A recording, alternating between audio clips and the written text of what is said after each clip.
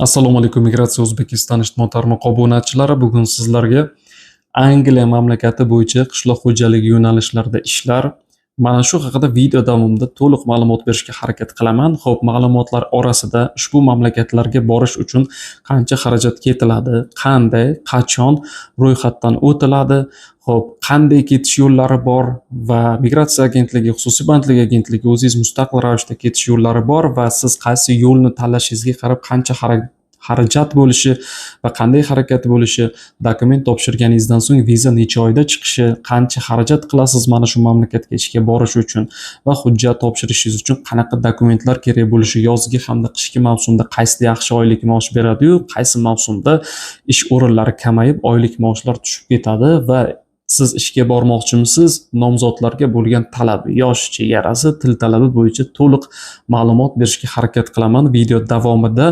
o'ylaymanki yaxshi ma'lumot bo'ladi. Siz esa video pastida yoqdi belgisini bosib qo'llab-quvvatlashda davom eting. Xo'p, bu mamlakat Angliya mamlakati mavsumiy qishloq xo'jaligi ishlarida 1 yilda 2 marotaba mavsumiy qishloq xo'jaligi ishlari bo'ladi. Qulupnay terish, meva terish, issiqxonalarda ishlash, hattoki ishlab chiqarish sohalarida ham ishlasa bo'ladi 6 oylik mavsumiy ishchi viza asosida.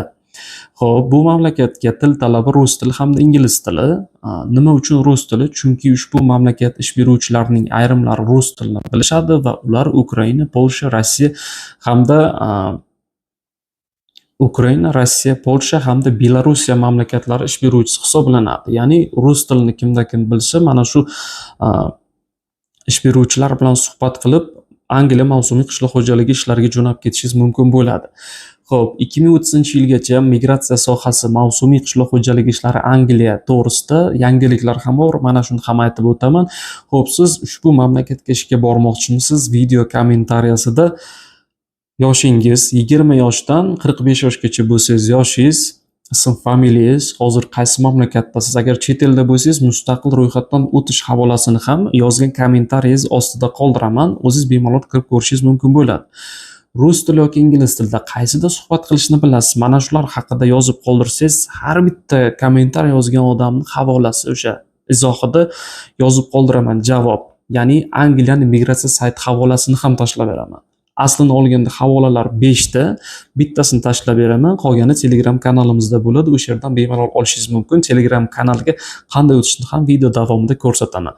Xo'p, ushbu mamlakatga ishga borishning 3 ta yo'li bor. Birinchisi migratsiya agentligi orqali, ikkinchisi xususiy bandlik agentligi orqali, uchinchisi o'zingiz mustaqil ravishda hujjat topshirsangiz. Xo'p, ana endi ketish xarajatlarini ham aytib o'taman. O'zlari mustaqil ravishda dokument topshirmoqchi bo'lgan fuqarolar o'zlari migratsiya sayti orqali ro'yxatdan o'tishlari kerak bo'ladi va to'g'ridan-to'g'ri Angliya ish beruvchilari bilan suhbat bo'ladi u yerda rus tili yoki ingliz tilida. Ketish xarajati faqatgina borish aviachiptasini sotib olsangiz, deylik $1200 dan $1400 bo'ladi. Bu yerda $200 orada farq qilyapti. Sababi aviachiptani ko'tarilish va tushish narxi ham bor.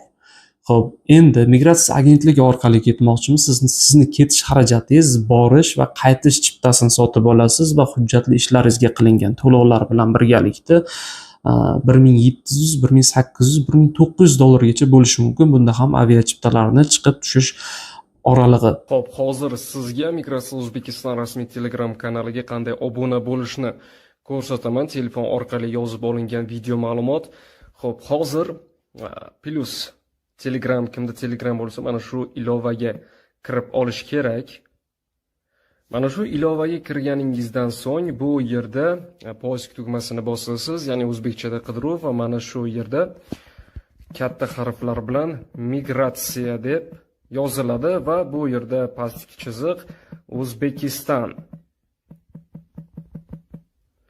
Xo'p, yozganingizda O'zbekiston migratsiyasi kelib chiqadi. Mana shu migratsiya O'zbekiston rasmiy Telegram kanalining ustiga bosganingizda bu yerda ishchi vakansiya Germaniya bo'yicha va balki Janubiy Koreya, Kanada, boshqa davlatlar bo'yicha, Birlashgan Arab Amirliklari va dunyo bo'yicha 30 ta davlatga yaqin mamlakatlar ichidan ishchi vakansiyalar taqdim etiladi. Oylik maoshlar, ketish xarajatlari hammasi to'liq aytib o'tilgan. Mana shu bu yerda qoldirilgan havola orqali onlayn ro'yxatdan o'tish havolasiga kirib, ro'yxatdan bemalol o'tishingiz mumkin bo'ladi. Agarda sizga qaysidir davlatdagi bo'sh ish o'rni va vakansiya ma'qul kelsa. Xususiy bandlik agentliklari orqali topshirmoqchimisiz? Deylik, migratsiya agentligi orqali ro'yxatdan o'tish ishlari tugadi va xususiy bandlik agentliklarida limit bor, ya'ni dokumentingizni topshirib ro'yxatdan o'tsangiz bo'ladi. Bunda esa ketish xarajati migratsiya agentligidan $500 qimmatroq bo'ladi, sababi firma to'lovi bor bu yerda. Xususiy bandlik agentligiga firma to'lovini amalga oshirishingiz kerak bo'ladi. Xo'p, ana endi $1700 yoki $1800 ga $500 qo'shasiz.